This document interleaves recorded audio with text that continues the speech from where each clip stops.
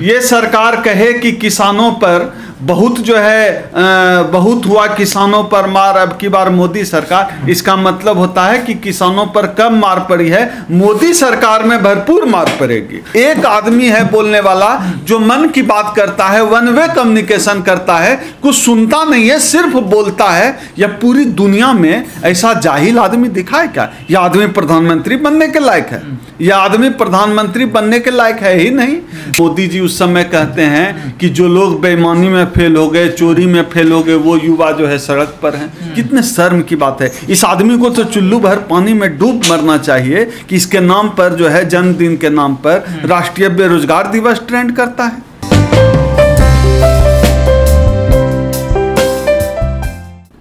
Sir, BJP सरकार कह रही है कि 70 साल बाद किसानों को आज़ादी मिली है और वो अब सही से किसानी कर सकेंगे, अपना जो फसल है उसको ठीक से बेच सकेंगे। जो विधायक जो पारित हुए हैं, जो कृषि विधायक पारित हुए हैं, उनको आप कैसा देख रहे हैं, जो कानून का सख्त निलंबन है? सरकार ने तो युवाओं को भी कहा था कि हर साल 2 करोड़ रोजगार दिया जाएगा। सरकार ने तो इस देश की गरीब जनता से कहा था कि जो है आपको 15 लाख रुपए खाते में मिलेंगे। सरकार ने कहा था कि नोटबंदी से आतंकवाद और जो है आतंकवाद की कमर टूट जाएगी, नक्सलवाद की कमर टूट जाएगी। सरकार ने कहा था हर जो है किसानों बहुत हुई, किसानों पर मार, अब की बार मोदी सरकार। तो ये तो सरकार कहती रहती है, सरकार का ये काम है। लेकिन होता क्या है, नोटबंदी से किसी आतंकवादी की कमर नहीं टूटी। पुलवामा अटैक हुआ, हमारे सैनिकों की शहादत रोज हो रही है। तो गरीब मजदूर किसानों की कमर तो टूटी ना नोटबंदी से? हाँ, गरीब मजदूर किसानों की ही तो कमर टूटी। और हर साल जो उन्होंने वादा किया था 2 करोड़ रोजगार देने का, 66 करोड़ रोजगार अगले 66 लाख रोजगार अगले 3 महीने में जा रहे हैं इस देश के युवाओं के। ये हो रहा है इस देश में। इस देश में ये सरकार जो कहती है होता उसका उल्टा है। ये सरकार अगर कहती है कि 2 करोड़ रोजगार देंगे, उसका मतलब होता है ये सरकार 2 करोड़ रोजगार ले लेगी। ये सरकार कहे कि किसानों पर बहुत जो है बहुत हुआ किसानों पर मार, अब की बार मोदी सरकार, इसका मतलब होता है कि किसानों पर कम मार पड़ी है, मोदी सरकार में भरपूर मार पड़ेगी। यह इस सरकार के कहने का मतलब होता है। यह सरकार गरीब विरोधी है, युवा विरोधी है, रोजगार विरोधी है, अर्थव्यवस्था विरोधी है, किसान विरोधी है। आप बताइए, ये किसानों का जो है हमदर्द होने का दावा करती है सरकार। 2000 NCRB सरकारी आंकड़ा कहता है कि 10,655 किसान 2017 में मारे गए, आत्महत्या कर ली। जिस देश में वो किसान जो हमारा अन्नदाता है, जिसके खून और पसीने की कमाई से हम अन्न खाते हैं, अन्नदाता जिस देश में आत्महत्या करे, 10,655 किसानों ने आत्महत्या की 2017 में। जब सरकार ने देखा कि पोल पट्टी खुलने लगी तो किसानों की आत्महत्या के आंकड़े ही देना सरकार ने बंद कर दिया। यही हालत रोजगार में भी हुई थी। जब बेरोजगारी दर बढ़ने लगा तो ILO ने आंकड़ा ही देना बंद कर दिया कि बेरोजगार क्या है। ये लगभग उसी तरह से है कि जब बिल्ली दूध पीती है, आंख मूंद के दूध पीती है और उसको लगता है कि कोई नहीं देख रहा है। इस देश में किसान आत्महत्या कर रहे हैं, युवा बेरोजगार हैं, सब दिख रहा है, पूरे देश को दिख रहा है। ये चाहे आंकड़े छिपा लेने से क्या होगा, जनता तो बेहाल है, जनता तो झेल रही है। लेकिन सरकार को इतनी जल्दी क्यों थी? ये कोरोना काल संकट में अध्यादेश लाती है और उसको कानून की शक्ल इन्होंने दे दी है, वो दोनों सदनों में पास हो गए। तो अक्सर इस कानून के पीछे क्या मनसा, सरकार को क्या फायदा होने वाला है? ये तो आप समझ लीजिए कि आपने ठीक ही सवाल पूछा कि ये समय क्यों चुना। मोदी जी ने तो कह ही दिया था कि आपदा को अवसर में बदलिए। यह जो पेंडेमिक दौर चल रहा है कोरोना का, ये आपदा है देशवासियों, पूरी दुनिया के लिए। लेकिन मोदी जी ने इसको अवसर की तरह लिया है कि उनको पता है इसकी आड़ में किसानों का प्रोटेस्ट दबाया जा सकता है, जनपक्षधर मुद्दों पर लड़ने वाले लोगों का प्रोटेस्ट दबाया जा सकता है, लोगों की आवाज़ दबाई जा सकती है, लोगों को जेल भेजना आसान है, इसलिए इस पेंडेमिक काल में उन्होंने किया है। दूसरी सवाल का दूसरा हिस्सा आपने कहा इसका फायदा किसका है? सीधी सी बात है, आपने वो तस्वीरें देखी होगी कि जब मोदी जी 2014 और 19 के चुनाव में प्रचार करने जाते हैं तो मोदी जी जिस हवाई जहाज से उतरते हैं उस पे ADANI लिखा हुआ है, मतलब अडानी। तो जिस अडानी के जहाज पर मोदी जी चढ़कर चुनाव प्रचार करते हैं तो उस अडानी के लिए सब कुछ हो रहा है। 1 रुपये में 100 एकड़ जमीन इनको देते हैं 100 साल के लिए लीज पर। यह सरकार की पॉलिसी है। और किसान, दलित, आदिवासी अगर उसके खिलाफ आवाज उठाए उसको नक्सली कह देंगे और उनको जेल में डाल देंगे, उनकी हत्या कर देंगे। लेकिन ये कानून तो कांग्रेस के मैनिफेस्टो में भी था ना।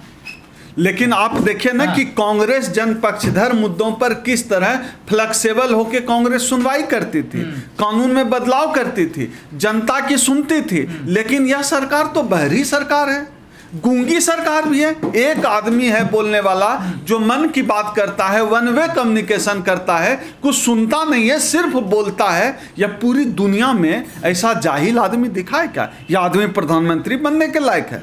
यह आदमी प्रधानमंत्री बनने के लायक है ही नहीं।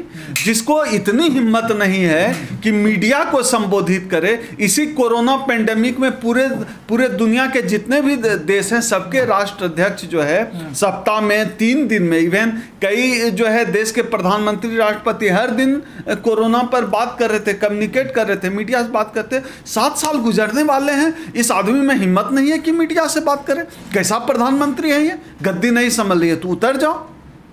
कोई अर्थी, ये प्रधानमंत्री की कुर्सी कोई अर्थी थोड़ा ही है कि आप लेट गए हैं तो अब उठ नहीं सकते, आपको लोग उठाएंगे। आप गद्दी छोड़ दीजिए, देश नहीं चलता है। आप नफरत का जो खेल खेलते हैं, खेलते रहिए, संघियों का यही काम है, ये नफरत का खेल करते हैं। देश तो ये चला नहीं सकते हैं ना, देश चलाना तो आता नहीं है। नफरत की राजनीति करके आए हैं, माफी की राजनीति किया है, अंग्रेजों की दलाली की है, ये करते आए हैं, यही कर सकते हैं। देश चलाना इनके बस की बात नहीं है, देश ये चला ही नहीं सकते। देश चलाएंगे तो यही होगा कि बेरोजगारी दर पिछले 47 साल में सबसे खराब स्थिति में है। देश चलाएंगे तो जीडीपी जो है -25% चली जाएगी। 1% जीडीपी गिरती है तो 10 लाख लोग बेरोजगार होते हैं, तो -25% जीडीपी गिर गई।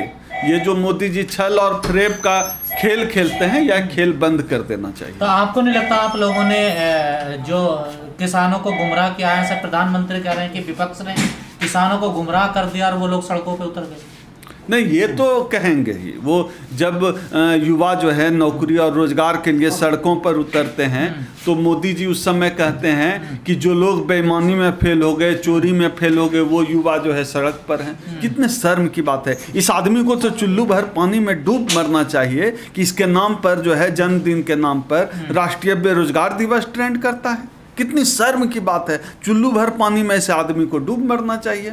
और ये कहते हैं कि यह विपक्ष की चाल है, भरका रहे हैं। वो किसान, वो जो हजारों लाखों किसान जो सड़कों पर उतरे हुए हैं, पटरियों पर बैठ जाते हैं, उनको आप साजिश बता रहे हैं, अन्नदाता का अपमान करते हैं। कितने शर्म की बात है कि देश का प्रधानमंत्री, देश के अन्नदाता का, जिसके मेहनत का रोजी रोटी, मोदी जी क्या ईंट पत्थर चबाते हैं? आप मोदी जी याद रखिएगा, आप उन्हीं किसानों के खून पसीने की कमाई खाते हैं और आज आप उनको गाली दे रहे हैं। किसानों को शर्म नहीं आती गाली देते हुए उनको? लेकिन मोदी जी कह रहे थे एमएसपी तो रहेगा, इसमें जो विपक्ष कह रहा है कि एमएसपी खत्म कर दिया है। मोदी जी सिर्फ और सिर्फ झूठ बोल सकते हैं।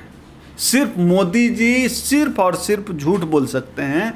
आप सोशल मीडिया पर लिखकर देख लीजिए, झूठा मतलब, सिर्फ इतना लिखिए, झूठा मतलब क्वेश्चन मार्क। आप देखिए कमेंट में लोग क्या लिखते हैं, तो कितना भरमाएंगे। 2014 में भरमाया, 2019 में लोगों को लगा कि चलो शॉर्ट पीरियड मिला है, अगले बार जो है कुछ अच्छा कर दें। प्रधानमंत्री के बयान की कोई वैल्यू नहीं है, कोई अहमियत नहीं। इतना झूठा आदमी लोग समझने लगे हैं, इतना झूठा आदमी, उसके बाद का क्या महत्व है? सिर्फ और सिर्फ झूठ बोलता है यह आदमी, दुनिया का सबसे झूठा आदमी है। लेकिन झूठे आदमी की बात को कौन माने? अब मैं तो ये कह रहा हूं कि अगर झूठ बोलने पर कौवा काटता तो मोदी जी का पता नहीं क्या होता। लेकिन अब कानून तो दोनों सदनों में पास हो गया, अब क्या होगा? कुछ ये इस सरकार को अब जानना पड़ेगा। जनता आक्रोशित है, छात्र नौजवान आक्रोशित हैं।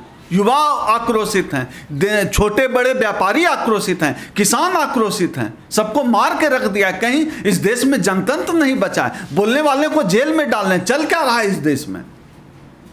यह देश इन लोगों ने रहने लायक नहीं। अब तो इस सरकार को जाना पड़ेगा, यह सरकार जन विरोधी है।